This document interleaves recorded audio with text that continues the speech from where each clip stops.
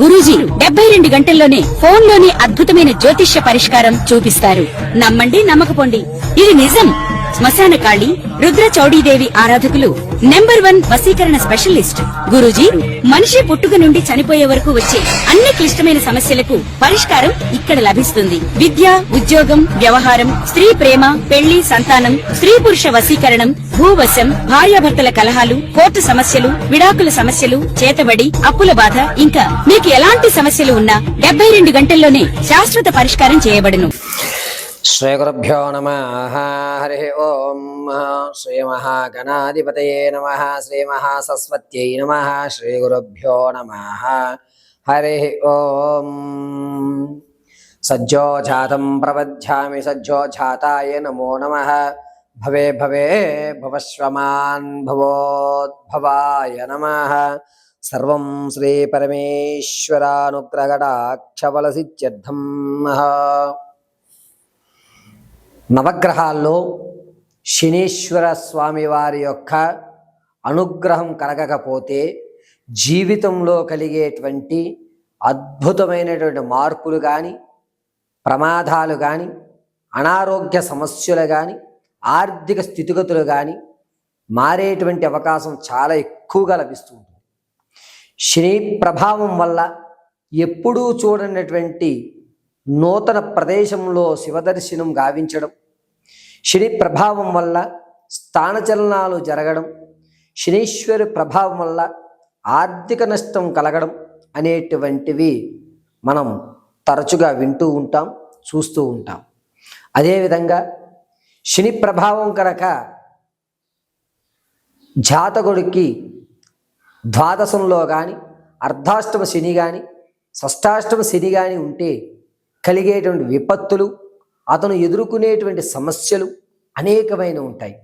వీటికి ఏ విధమైన పరిష్కారాలు లభించాలి, శని వక్రస్థానంలో చూస్తే ఏ విధమైనటువంటి ఫలితాలు లభిస్తాయి అనేటువంటివి మనం తెలుసుకుందాం.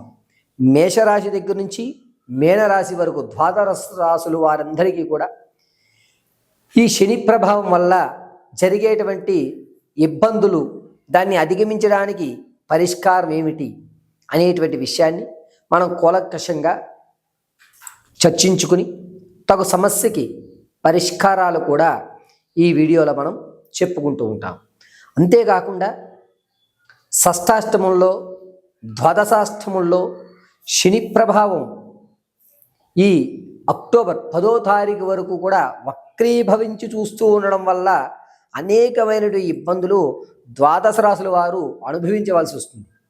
ఈ అనుభవించకుండా శని అనుగ్రహంతో ప్రమాదాలు తప్పిపోయి ఆర్థికంగా నిలబడి మన వ్యవస్థని ఒక మెట్టు ఎదరకు తీసుకువెళ్ళి పరమశివుడి అనుగ్రహంతో ఏ విధమైనటువంటి శాంతి మనం ఇంట్లోనే చేసుకుంటూ శని ప్రభావాన్ని అధిగమించగలుగుతాం అనేటువంటిది ఈ వీడియోస్లో మనం చూద్దాం. శని వక్రీభవన అనేటువంటిది అక్టోబర్ 10వ తారీఖు 2025 వరకు కూడా వక్రీభవించే చూస్తుంటాడు. ఆ తదునంతరం శనితో చంద్రుడు కలయిక, తదుపరి శనితో రాహు కలయిక, దానివల్ల కలిగేటువంటి విపత్తులు అక్టోబర్ నెలలో మనం విశదీకరించుకుందాం. ప్రస్తుతానికి శని వక్రీభవన స్థానం, దానివల్ల ద్వాదశ రాశుల వారికి జరిగేటువంటి ఫలితాలు, ఆ ఫలితాలు శుభసూచికమా అశుభసూచికమా, శుభమైతే ఆ శుభసూచికంలో మనం ఏ విధంగా ప్రవర్తించాలి అనేటువంటి విషయం ఇప్పుడు మీకు వివరించడం జరుగుతుంది. పరమేశ్వరి అనుగ్రహ సిద్ధ్యర్థం. తదుపరి కర్కాటక రాశి వారు. కర్కాటక రాశి వారికి శనీశ్వరుడు అక్టోబర్ 10 తర్వాత అష్టమంలోకి మారుతూ ఉంటాడు. ఈ 10లోపు శని వక్రీభవిస్తూ చూస్తూ ఉండడం వల్ల, అంటే 110 రోజులు శనీశ్వరుడు వక్రీభవన స్థానంలో గురుని చూస్తున్నాడండి కర్కాటక రాశి వారికి. దీనివల్ల అనూహ్యంగా తనకు చేపట్టలేకపోయినా సరే ఈ పదవికి నువ్వే అర్హుడివి అని పట్టం గట్టి కూర్చోబెడతారు.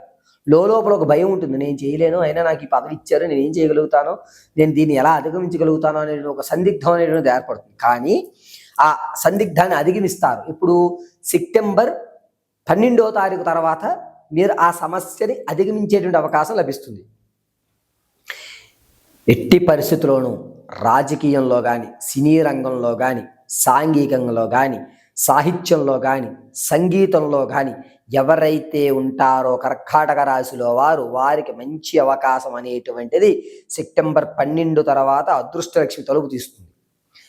దాన్ని ఉపయోగించుకోగలిగితే కనుక మీ యొక్క ఫ్యూచర్కి ఒక స్థిరమైనటువంటి వ్యవస్థను వేస్తారు. శనీశ్వరుడు వక్రిస్తూ గురుయుక్తాన్ని చూస్తూ ఉండడం వల్ల కర్కాటక రాశి వారికి అనూహ్యమైనటువంటి మార్పులు సంభవిస్తున్నాయి. దీనివల్ల తను తెలుసుకుని మరి ఆ వ్యవస్థను నిలబెట్టడం, కఠినమైన నిర్ణయాలు తీసుకోవడం, ఇది ఇలాగే జరగాలి అనేటువంటి ఒక వ్యవస్థలోకి రావడం జరుగుతుంది. అంతేకాకుండా ఈ రాశి వారికి ఒక స్థిరమైనటువంటి ఆస్తులు తక్కువ ధరలోకి రావడం, అవతల వాడి అవసరార్థం మీ దగ్గరికి వచ్చి 100 రూపాయల వస్తువుని 50 రూపాయలకే మీకు అమ్మడం అనేటువంటి జరుగుతుంది. దీనివల్ల మీరు లాభపడుతూ ఉంటారు. ఆడవారి విషయంలో బంగారానికి సంబంధించినటువంటి వస్తువుల్ని మీరు అమ్మేసుకుంటారు. దీనివల్ల కాస్త ఇబ్బంది పడుతూ ఉంటారు ఆడవారు.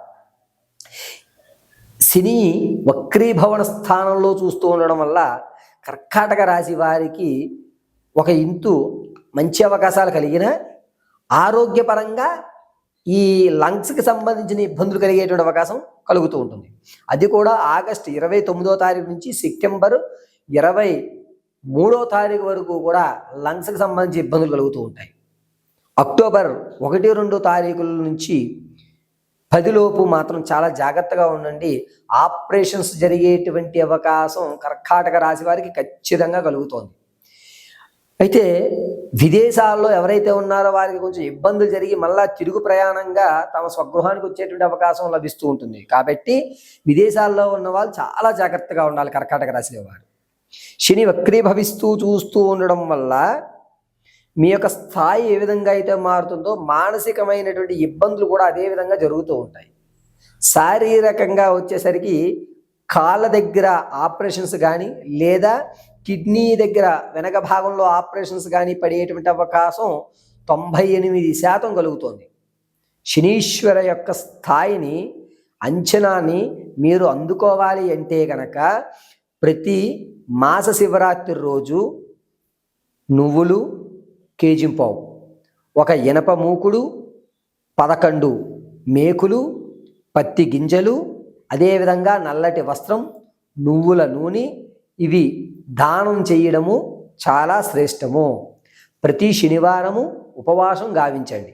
శనివారం రోజున తలస్నానం ఆచరించి వెంకటేశ్వర స్వామి వారి దర్శనం గావించుకుని నేను చెప్పినటువంటి ఈ 6 వస్తువుల్ని మీరు దానం చేయడం వల్ల కర్కాటక రాశి వారికి జరిగేటువంటి ఆపరేషన్స్ ఏవైతే ఉన్నాయో అవి జరగకుండా పరమశివుడు నారాయణుడు మిమ్మల్ని ఎల్లవేళలా రక్షిస్తూ ఉంటాడు.